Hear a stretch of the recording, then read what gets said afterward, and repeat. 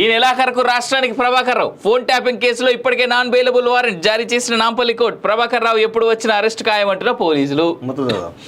4వ పేజీ.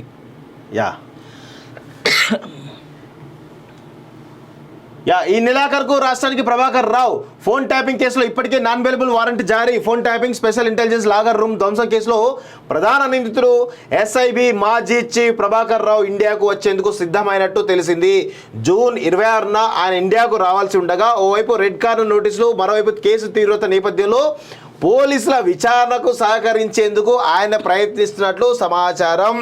దీంతో ఈ నెల చివరి వారంలోనే ప్రభాకర్ రావు ఇండియాకు వచ్చేందుకు రెడీ అవుతున్నట్లు తెలిసింది.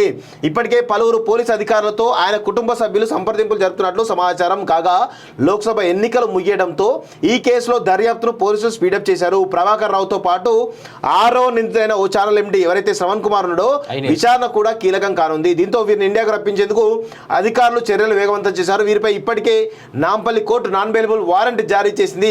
రెడ్ కార్నర్ నోటీసులు జారీ చేసే ప్రక్రియలో భాగంగా సెక్షన్ 73 సిఆర్పిసి కింద ఆదేశాలు ఇచ్చింది. దీంతో వీరిని ఇండియాకు రప్పించేటువంటి ప్రక్రియను పోలీసులు పూర్తి చేస్తున్నారు. ఇప్పటికే ఇమిగ్రేషన్, ఇంటర్పోల్ కు కూడా రెడ్ కార్నర్ నోటీసు సంబంధించిన సమాచారం అందించారు. ఈ ప్రాసెస్ పూర్తయ్యే లోపు ప్రభాకర్ రావు ఇండియాకు వచ్చేటువంటి అవకాశాలు అయితే ఇప్పటికే లుకౌట్ సర్క్యులర్ ఉండడంతో ఎయిర్పోర్ట్లోనే ఇమిగ్రేషన్ అధికారులు అదుపులోకి తీసుకుంటారు. ఆ తర్వాత పోలీసులకు అప్పగిస్తారంటూ చూస్తా ఉన్నాం.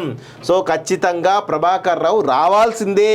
ఆయన ఏదో అనుకుంటుండో నేను జూన్ తర్వాత వస్తా, ఆ జూలైలో వస్తా, ఆగస్టులో వస్తా, ఏం కాదనుకుంటున్నా కానీ ఆల్రెడీ ఎంత కావాలో అంత డ్యామేజ్ అయ్యండి. ఎందుకంటే మీరు ట్యాప్ చేసింది ఎవరిది? సీఎం రేవంత్ రెడ్డిది. అనుకుంటాడా? ఖచ్చితంగా చేస్తారు వాస్తవం చెప్పాలంటే.